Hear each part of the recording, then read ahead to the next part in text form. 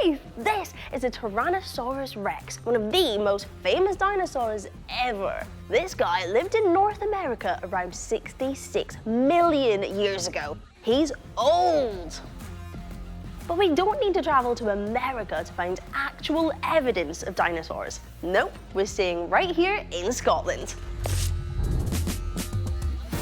I'm exploring one of the coolest places in Scotland. The Isle of Skye! Meet Steve. He's a paleontologist, which means he studies ancient life, like dinosaurs. And he and his team of students are going to help me track them down.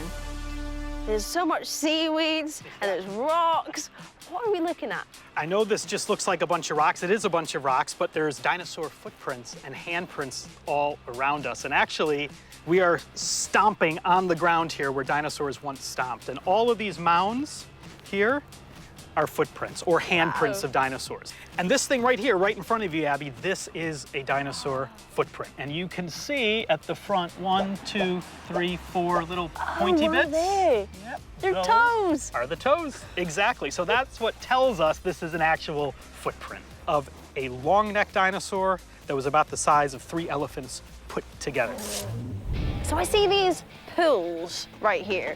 Are these any footprints? Exactly. We're walking in the footsteps of dinosaurs. So 1, 2, 3, 4, and there's this zigzagging left-right sequence, just like if we were making footprints. So they were probably heading out, having a little splash in the sea, and coming back again, and left their footprints. That's what we think they were doing. It looks like they were just wandering around, living their lives 170 million years ago.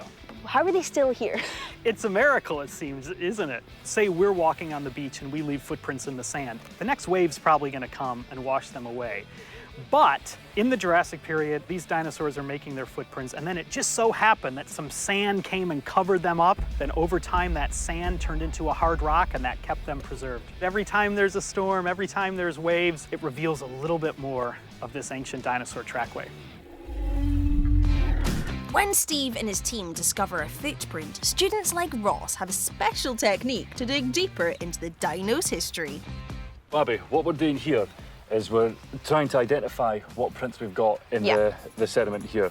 So once we think we've identified one, we place a nice wee scale bar here, and then we take a photo of it. So that way, so if you want to take a photo, that'd be brilliant. Okay.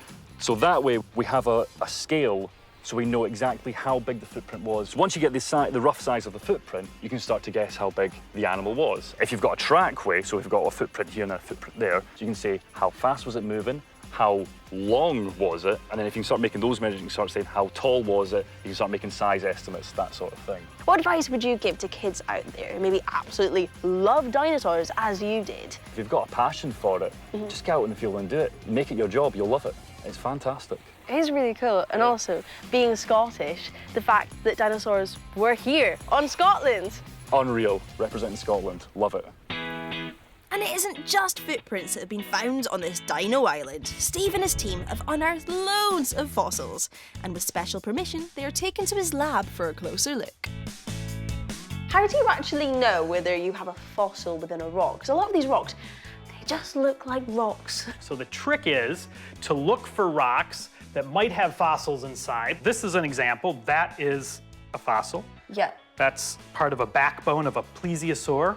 We collected this on a beach, and what we saw, and I'll show you here on the phone, and you can see just this tiny little black streak. And that's all that we saw. So we started to clean it up, and then we saw that little black streak. Actually, there was an entire bone in there. So use your eyes, keep an open mind. You never know what you might find.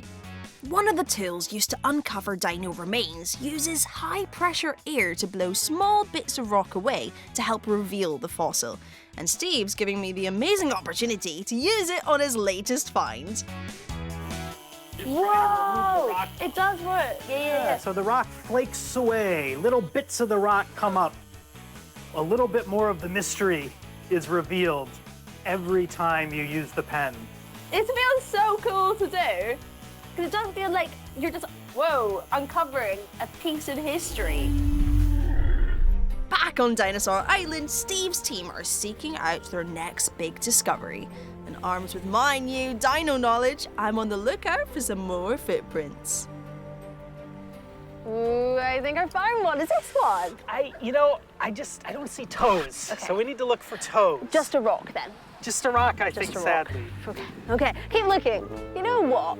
This looks promising. How about this one? I just don't really see the shape of a dinosaur foot, so I don't think so. It's so difficult to find them, but if you know what you're looking for and you keep a close eye on the ground, you can find them. Steve, is this it?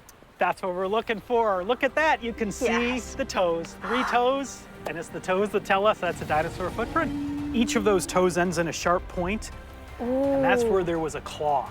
So this was a meat-eating dinosaur, a big very predator. dangerous one. A dangerous one, probably the size of a really, really big car. If you want to try fossil finding with your grown-up, always keep a safe distance from the cliffs and check tide times. I've had the most wonderful time, Steve. I can't believe we've seen actual real-life dinosaur footprints on Skye in Scotland.